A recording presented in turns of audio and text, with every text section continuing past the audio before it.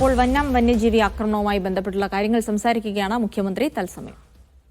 ഈ നിയമത്തിൽ മാറ്റം വരുത്താനാകില്ല എന്നതാണ് കേന്ദ്ര നിലപാട്. അപകടകാരികളായ മൃഗങ്ങളെ സംസ്ഥാന സർക്കാരിന് വെടിവെച്ച് കൊല്ലാമെന്ന് പറയുന്നുണ്ട്. പക്ഷേ അതിന്റെ നടപടിക്രമങ്ങൾ അതിസങ്കീർണമാണ്. ഒരു ഉദാഹരണം പറഞ്ഞാൽ, ഒരു കടുവയോ കൊയ്യോ നാട്ടിലിറങ്ങി വിചാരിക്കുക.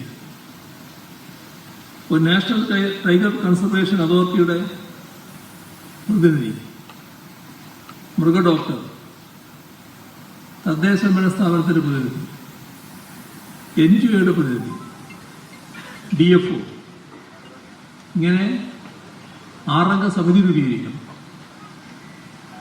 ആക്രമണം നടത്തിയ വന്യജീവിയെ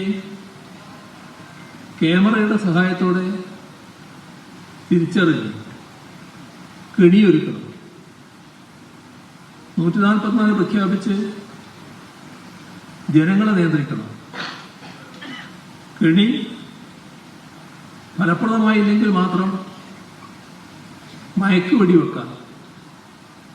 പക്ഷേ അപ്പോഴും ഈ വന്യമൃഗം ആരോഗ്യവാനാണോ എന്ന് പരിശോധിച്ച് ഉറപ്പാക്കണം. മയക്കുവെടി വെച്ച ശേഷം റേഡിയോ കോഡർ ഘടിപ്പിച്ച് വനത്തിനുള്ളിലേക്ക് അതിനെ തുറന്നു വിടണം. ഇതാണ് നിയമത്തിലെ വ്യവസ്ഥ. ഇത് ലഘൂകരിക്കൽ ആവശ്യമാണ്. അതാണ് കേരളം ആവശ്യപ്പെടുന്നത്. പക്ഷേ കേന്ദ്രം അതിന് തയ്യാറാകുന്നില്ല.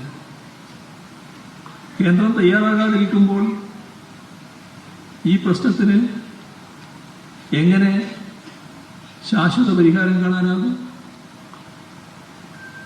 ഈ വസ്തുത മറച്ചുവെച്ചുകൊണ്ടാണ് സംസ്ഥാനത്തിന്റെ മേൽ അകാരണമായി കുറ്റാരോപണം നടത്താൻ